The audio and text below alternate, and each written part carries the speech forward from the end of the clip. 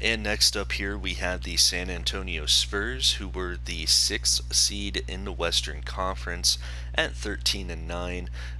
So this makes it the third consecutive seed for the Southwest Division, as there was 8, 7, and 6. The Grizzlies, Pels, and now Spurs. The Spurs really surprised a lot of teams last season. They still had LaMarcus Aldridge, but didn't really play him all that well. The fit wasn't quite right with them, and Aldridge started to get a little bit disgruntled there as well. Um, so the hope here for San Antonio, in their addition with DeAndre Jordan from that CJ McCollum trade, where they dealt Precious Achua for DeAndre Jordan and a first rounder. The hope here for them is that Jordan can come in and provide stability at that 5 spot for them. Still a very good defender inside, one of the best rebounders in the league, and we all know about his inside finishing ability. He's one of the he has some of the best posters in NBA history.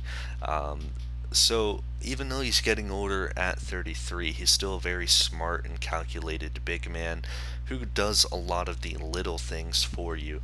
So he's going to be a tremendous asset and player for this Spurs team, who really need a solid center to help tie things together. So returning, you have DeJounte Murray. Murray was the starting point guard for the Spurs last season and really came into his own on the offensive end, scoring almost 16 points a game, 5 rebounds a game, and almost 6 assists a game. He shot 47.5% from the floor and 36% from 3. And the main thing that you get from Murray is he is one of, if not the premier perimeter defender in the NBA today. He uses that tremendous size at 6'4" at the point guard spot, and pretty solid athleticism as well, to really hound guys on that defensive end.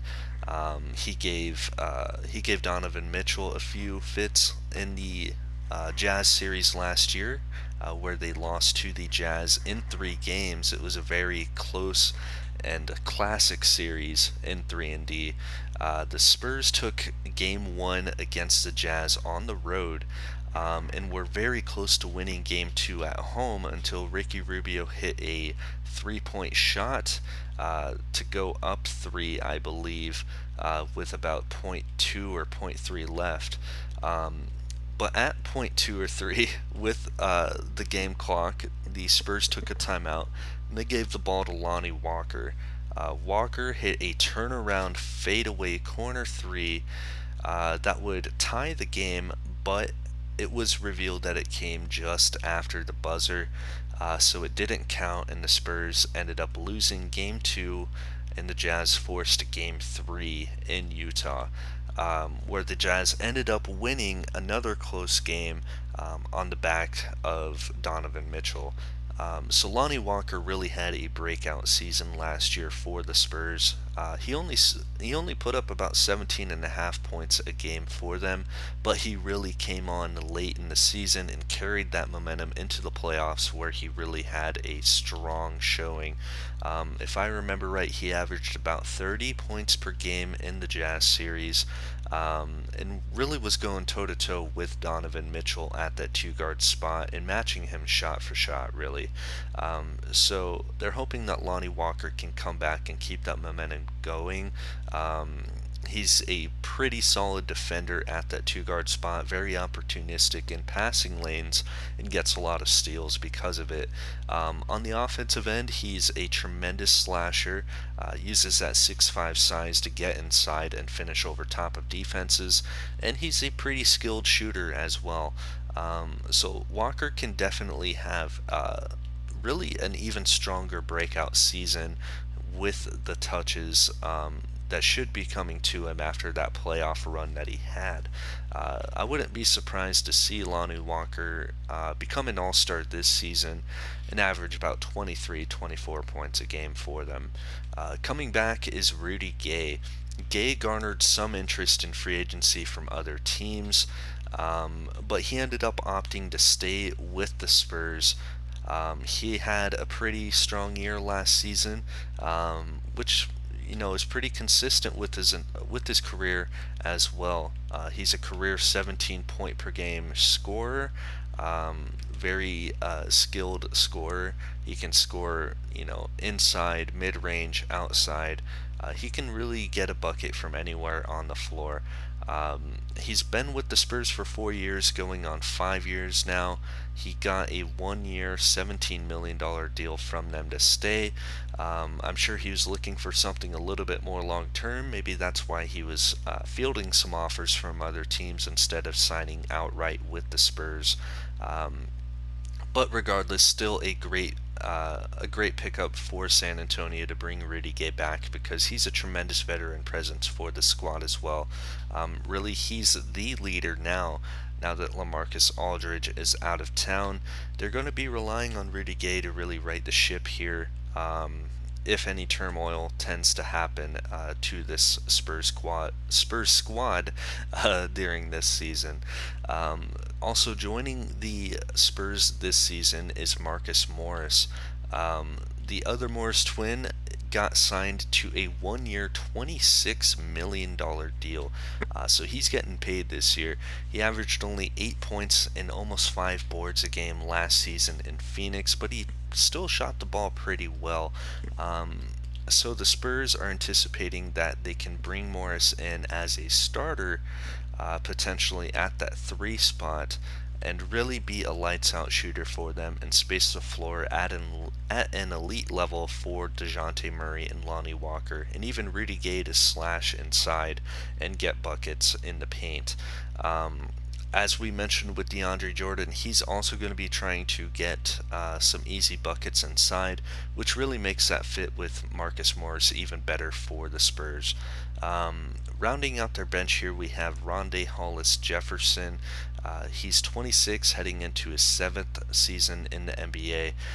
Still hasn't really added that 3-point shot. He can shoot it at times if wide open, but it's not a shot that you want him to take, especially due to his athleticism, where he can really score inside and make a difference on the offensive end. But where he makes his money is on the defensive end. He is getting paid 2 years, roughly $20 million, and it's pretty much due to his strong defensive impact. He can play the 3 or the 4. He can guard inside or outside, and he uses that athleticism to really be a stout defender. Like I said, both inside and outside.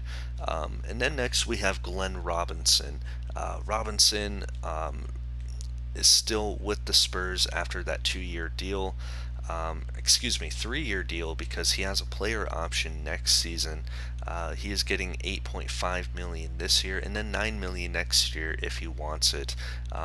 He's still 27, so he could opt out and go for a bigger payday as he enters the prime of his career.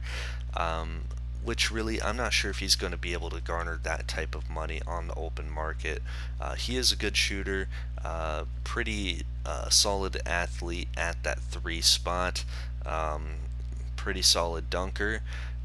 But really, he doesn't have a whole lot to his game.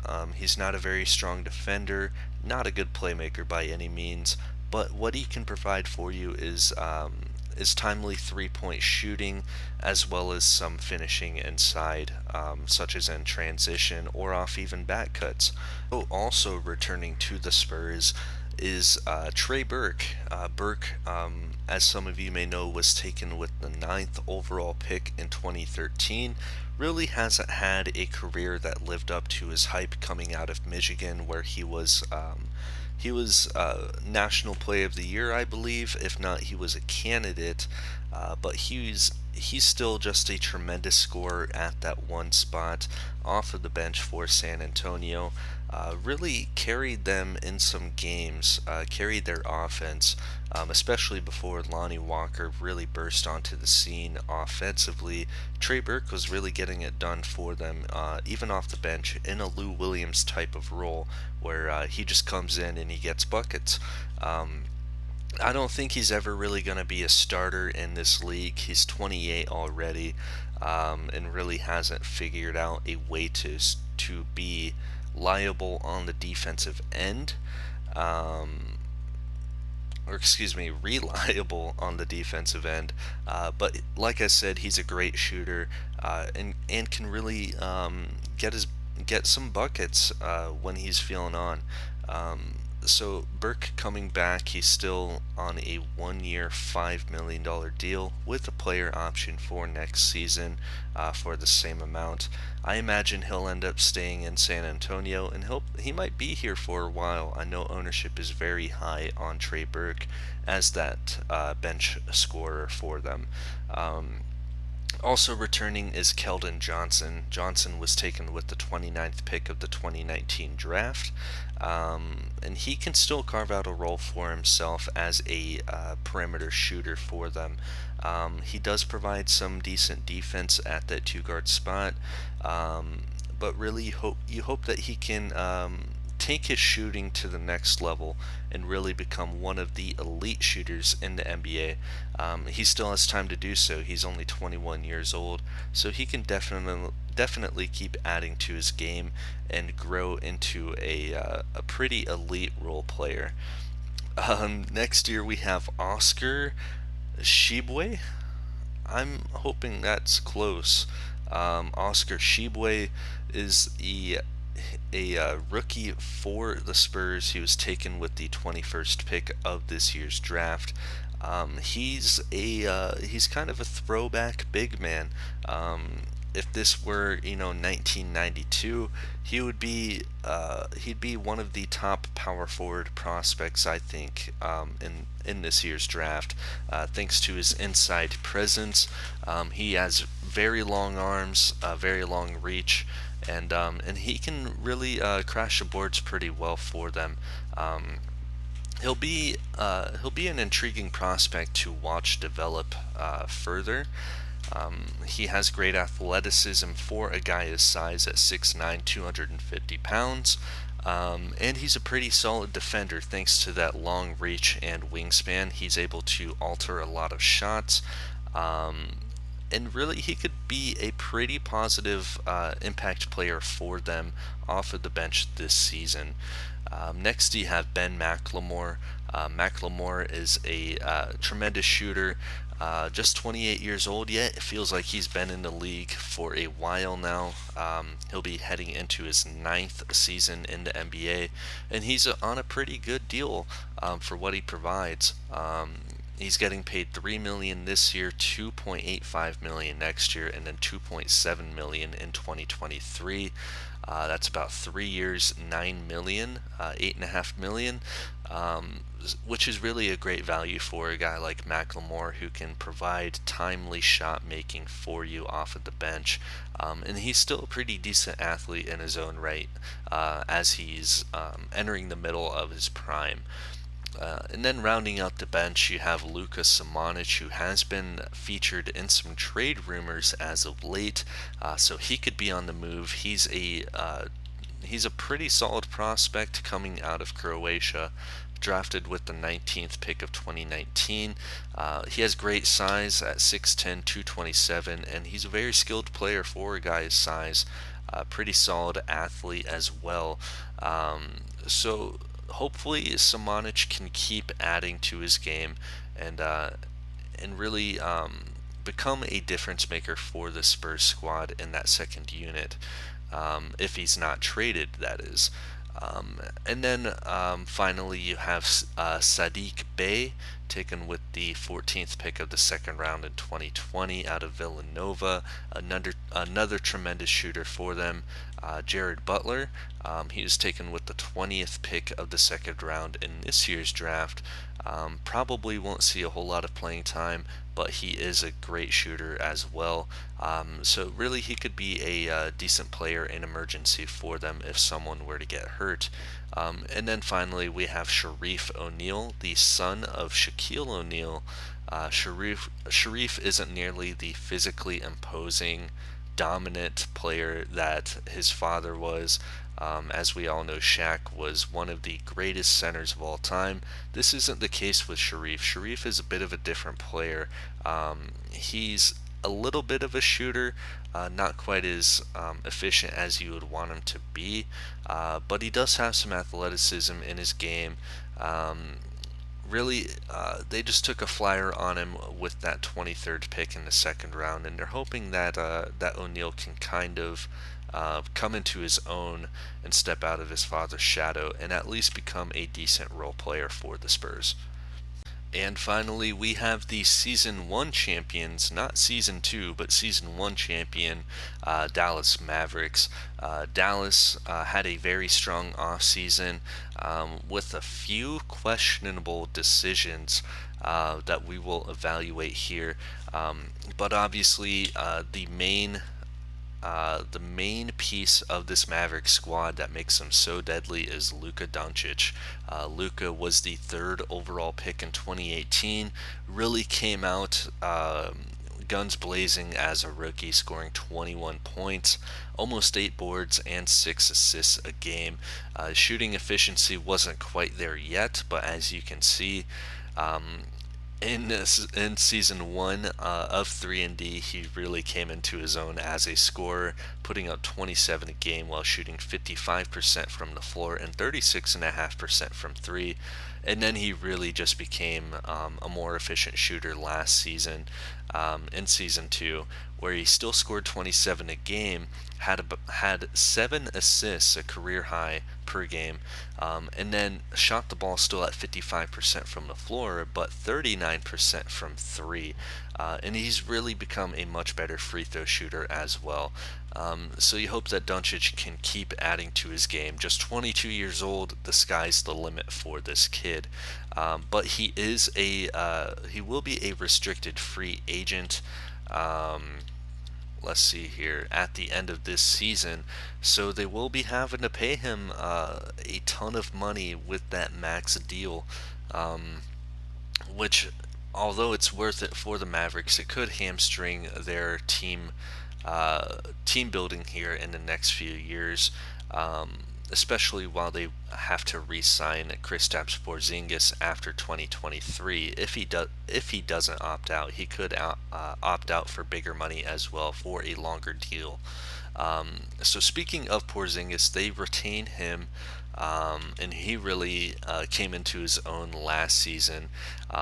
Shot almost 51% from the floor, almost 45% from three, and 80% from the free throw line. Got back into his New York scoring averages a little bit as he got back up to 21 a game and a career high 10 boards a game as he was starting at that 5 spot.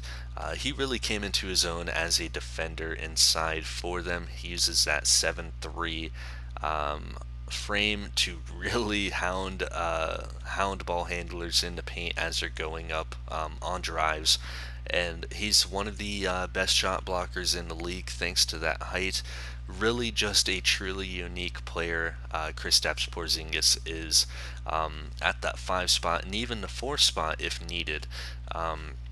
In fact, there were strong rumors that Rudy Gobert from the Utah Jazz was going to join the Dallas Mavericks, which would have netted them a front court of Kristaps Porzingis and Rudy Gobert, which would have been an absolute nightmare for all 29 other teams in the NBA. But thankfully that didn't happen as Gobert ended up staying with the Jazz.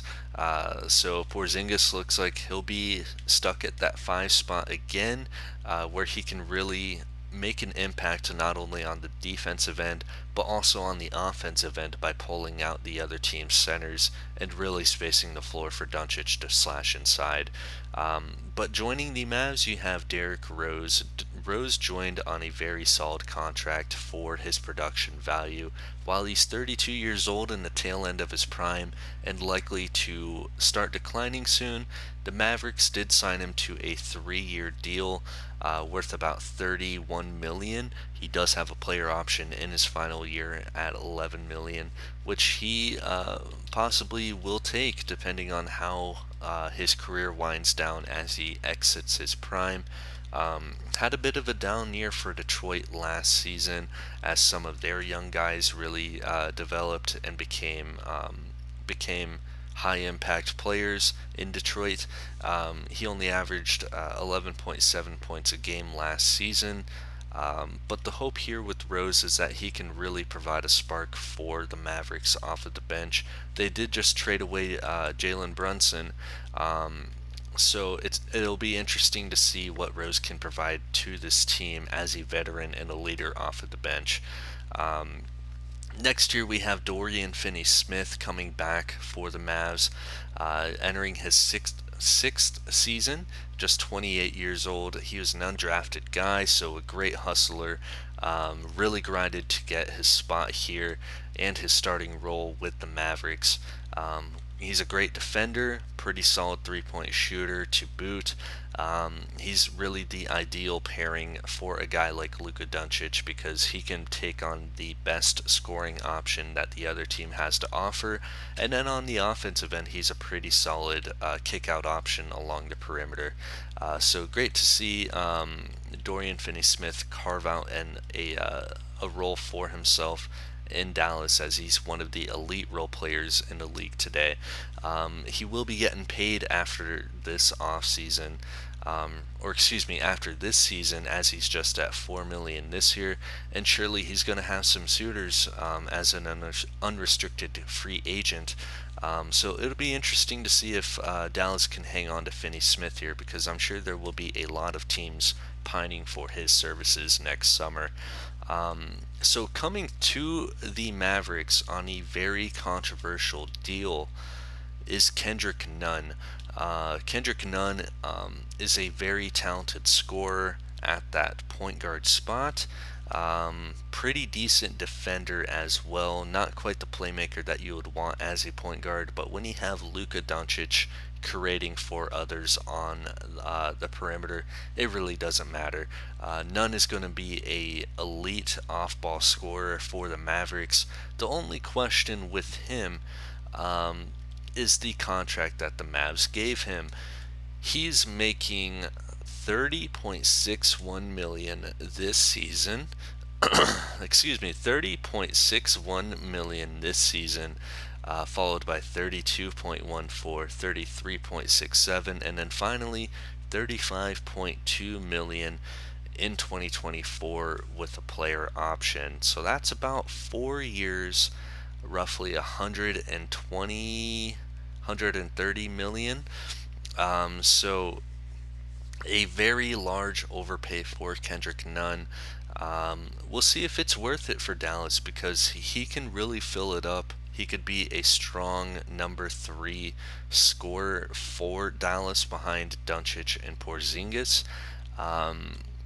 But it is a very large gamble with that contract. It very much hampers their team building moving forward for the next few years. Returning to Dallas, there was speculation of him going to the Cleveland Cavaliers, but there was a mix-up with their accounting. Something was off in their numbers when they were crunching it. And Baines really took that to heart. He went to Twitter and called out the GM of the Cavs, really with some nasty comments. Let me see if I can find them here. Aaron Baines went on Twitter and said, I quote, "Apparently you don't need to pass algebra to work in a NBA front office. Never thought I see this day. Shaking my head. Clown show. Hashtag goodbye to the land. Hashtag algebra for dummies. Hashtag I barely knew ye." And then the Cavs decided that they might be able to keep Baines, so they kept him kind of in limbo. And Baines again responded on Twitter saying, "This guy is offering me store credit now to try to get me to stay. Mate is more college athletic booster than competent GM. Hashtag he got Lucy's for sale." So Baines had a bit of a roller coaster offseason. but ended up returning to the Mavericks once all the dust cleared. He came back on a 1-year, $7 million deal, which is a bargain for a player of his caliber, as he's a tremendous defender inside, really good paint protector. But not only that, he's a awesome shooter from the 3-point line. You just don't see guys that are 6'10", 260 able to shoot the way he does. So still, he's a very valuable member of this Dallas Mavericks team, and we'll continue to try and extend his career out, or his prime out, a little further. He is 34, entering his 10th season in the league, so he is getting a bit older, but he can still provide a lot to a team. Also returning is DeLon Wright, the sixth year guard out of Utah, entering his 7th season. He is 29 already, so he's still in his prime, but you wonder how much he can develop from here. At this point, he pretty much is what he is, and that's a two-way point guard, basically a 3-and-D point guard. He has good size, though, so he can score inside a little bit and create his own shot, but for the most part, his game is really predicated on Luka Doncic's playmaking, where he can really find himself wide open for easy 3-point shots, and then come down on the other end and be a very pesky defender, guarding other teams' point guards. And then returning, you have Maxi Kleber. Kleber was a starter for the Mavs last season at the power forward spot. It's unclear if he's going to retain that starting role, but again, this is a guy that's a great shooter at 6'10", and a pretty solid defender as well. He really knows his role. Not that great of a rebounder, but with Porzingis starting to come into his own as a rebounder, as well as having Doncic out there on the perimeter, who's very able to crash glass. Kleber really doesn't need to be that great of a rebounder at that 4 spot for them. Really, all he needs to do is just keep shooting and just keep defending. So he's still on a 2-year deal. They have a team option for him next season at $9 million. So we'll see if they hang on to him. In my opinion, he's worth that type of deal, but the Mavs might have other plans in mind to try and upgrade that 4 spot. So we'll see what happens with him after this season. And then rounding out their team, we have Dwight Powell, the 7th-year center out of Stanford.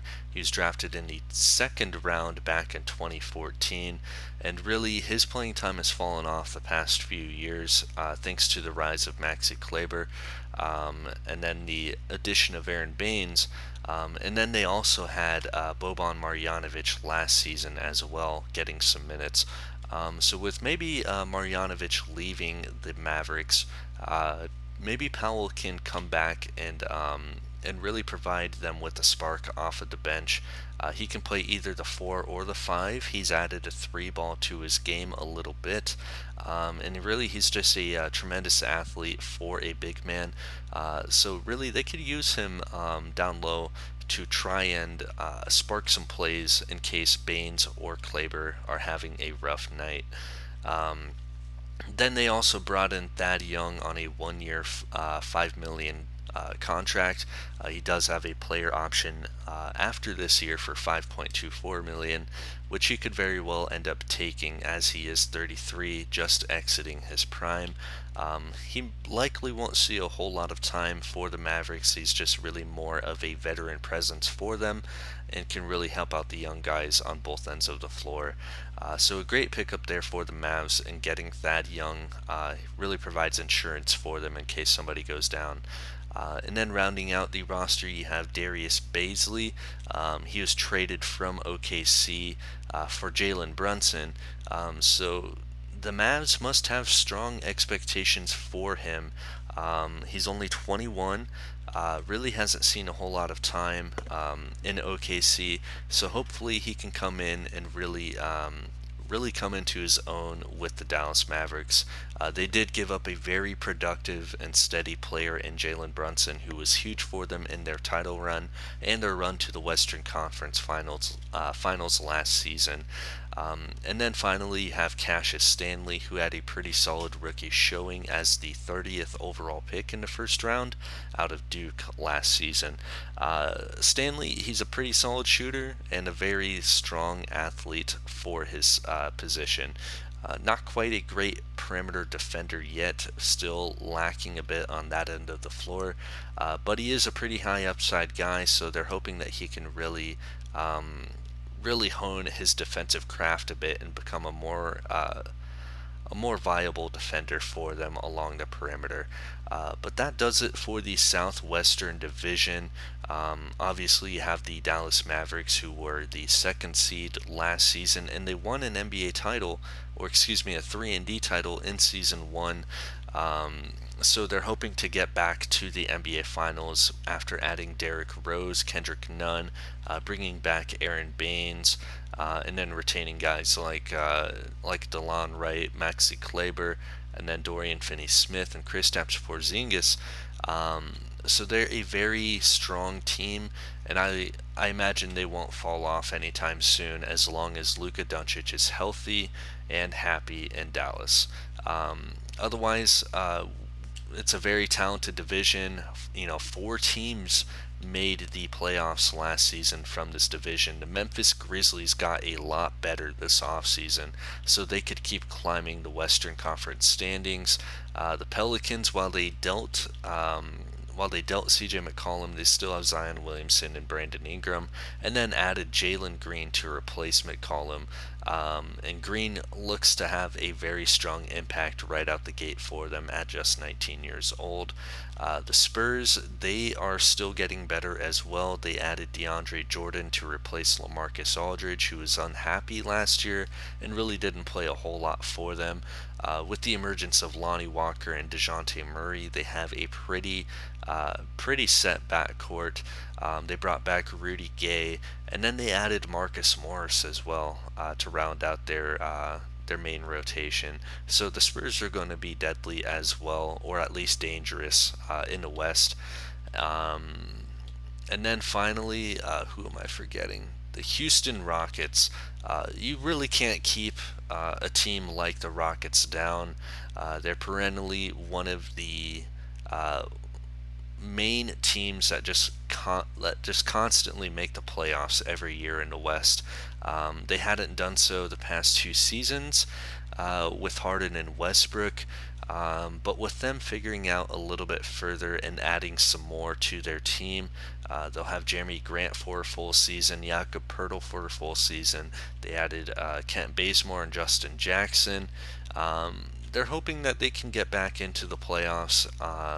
And you know, with Harden and Westbrook, that's kind of the expectation, is to at least reach the playoffs, and if not, to make a strong playoff run. So hopefully the Rockets can get back on track there. But that is it for the Southwestern Division. I'll be moving on to the Eastern Conference next. We'll start off with the Southeast Division. So we'll take a look at the Giannis Antetokounmpo Miami Heat. Very interesting. But that does it for today's video. Thank you very much, guys, and I hope you have a good one. Later.